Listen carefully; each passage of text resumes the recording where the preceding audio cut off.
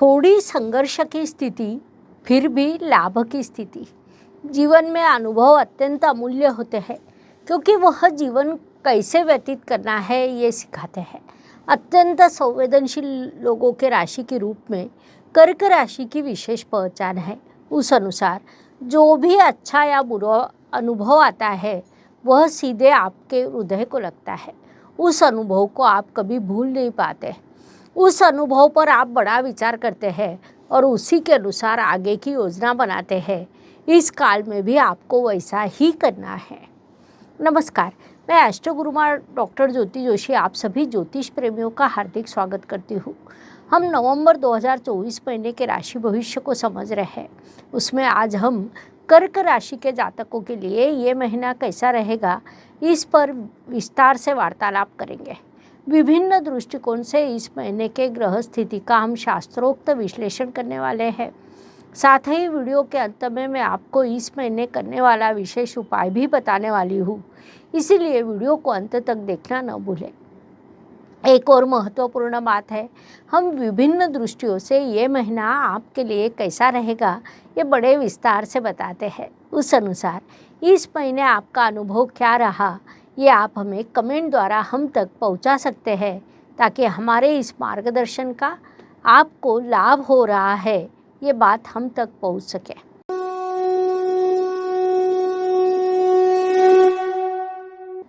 व्यक्तित्व की दृष्टि से विचार करें तो इस महीने आपके पंचमेश अर्थात इष्ट देव के स्वामी मंगल देव आपकी राशि में आए हैं। मंगल देव अग्नि तत्व के और आपकी राशि जल तत्व की है, जिस कारण पंचमेश होने के बाद भी उनको आपकी राशि अच्छी नहीं लगती। आपकी राशि में वे नीच अवस्था को प्राप्त होते हैं। उसका एक नकारात्मक प्रभाव आपके स्वभाव पर होता है। अग्नि तत्व और जल तत्व दोनों एक साथ आने से वे दोनों अपना उचित फल नहीं दे पाते हैं। अग्नि तत्व के उत्साह पर जल तत्व से पानी फेर जाता है।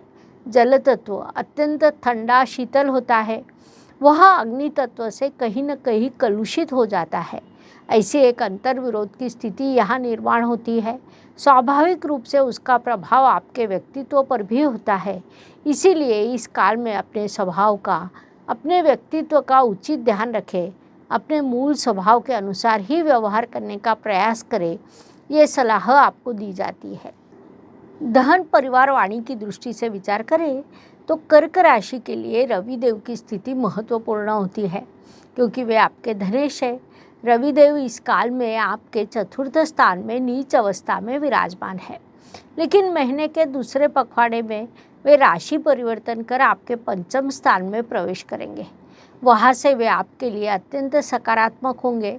अर्थात प्रथम पखवाड़े में आर्थिक नुकसान होने की संभावना रहेगी, लेकिन दूसरे पखवाड़े में धन लाभ होना, उचित स्थान पर निवेश करना, पढ़ाई के अनुसार उचित नौकरी प्राप्त होना या व्यवसाय शुरू करना, ऐसे कई शुभ परिणाम आपको प्राप्त होंगे।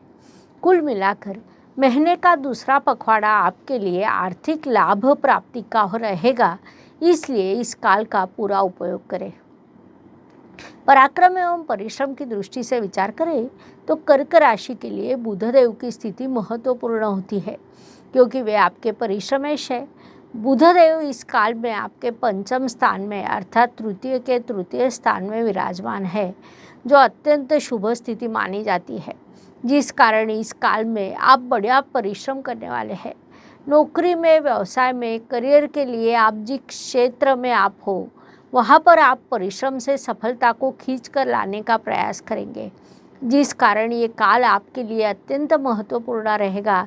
इसलिए इस काल का पूरा लाभ उठाइए। वास्तु, वाहन, भूमि, सुख शांति की दृष्टि से विचार करें तो कर्क जातकों के लिए ये महीना अधिक शुभ कहा नहीं जा सकता, क्योंकि वास्तु वाहन के शुभ योग इस काल में आपके लिए नहीं है। वैसे भी इन चीज़ों को रोज़ रोज़ नहीं लिया जाता है। ये चीज़ें यदि शुभ योग पर ली जाए तो अधिक लाभकारी होती है। इसीलिए किसी भी प्रकार की जल्दबाजी न करते हुए शुभ योग की प्रतीक्षा करें, ये सलाह दी जाती है। घर का वातावरण किसी न किसी कारण से कलुषित हो सकता है, अकारण ही विवाद निर्माण हो सकते हैं। स्वाभाविक रूप से उससे आपको परेशानी होगी, क्योंकि कर्क जातक अत्यंत संवेदनशील होते हैं। घर में शांति हो तभी आप बाहर उन्नति कर सकते हैं, इसीलिए उस दृष्टि से उचित ध्यान रखना चाहिए। शिक्षा, संतति, प्रणय की दृष्टि से विचार करें तो कर्क जातकों के लिए ये महीना शुभदायी कहा जा सकता है। विशेष रूप से जो जातक अकाउंट, सीए जैसे क्षेत्र में है, उनके लिए ये काल अत्यंत शुभ रहने वाला है। साथ ही फार्मेसी, मैनेजमेंट क्षेत्र के विद्यार्थियों के लिए ये काल सफलता का रहेगा, इसलिए इस काल का सदुपयोग करें, क्योंकि पढ़ाई में होने वाली उन्नति दीर्घ काल तक लाभ प्रदान करती है। उपवर वधूवरों के लिए विवाह जुड़ने के योग निर्माण होने वाले हैं। साथ ही आपको फंसाया भी जा सकता है, जिस कारण कर्क जातकों ने उस दृष्टि से विशेष ध्यान रखना चाहिए। कोई भी निर्णय सोच समझ कर ले, ये सलाह दी जाती है। भाग्य एवं शुभ संकेत की दृष्टि से विचार करें तो कर्क जातकों के लिए इस महीने कई शुभ संकेत निर्माण हुए हैं।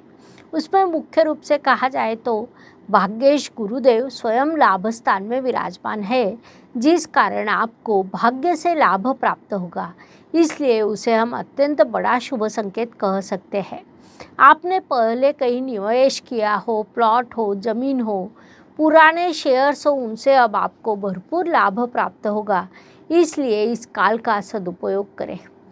कर्म की दृष्टि से विचार करें तो कर्मेश आपकी राशि में विराजमान है, जिस कारण इस काल में आप अच्छा कर्म करेंगे, बड़ा परिश्रम करेंगे।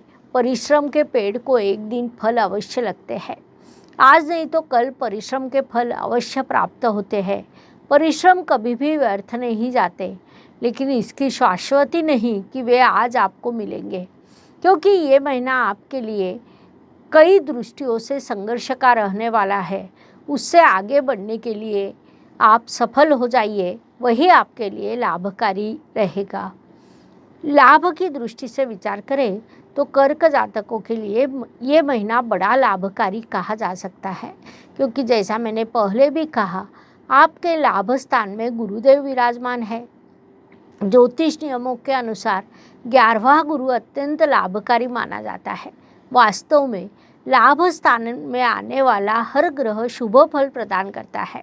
उसमें गुरुदेव जैसा ग्रह जिसे 3 दृष्टियाँ होती है, वह कुंडली के 4 स्थानों को एक ही समय पर शुभ करता है, जिस कारण कुंडली का बल बढ़ता है। इसीलिए लाभ स्थान का गुरु अत्यंत शुभ माना जाता है।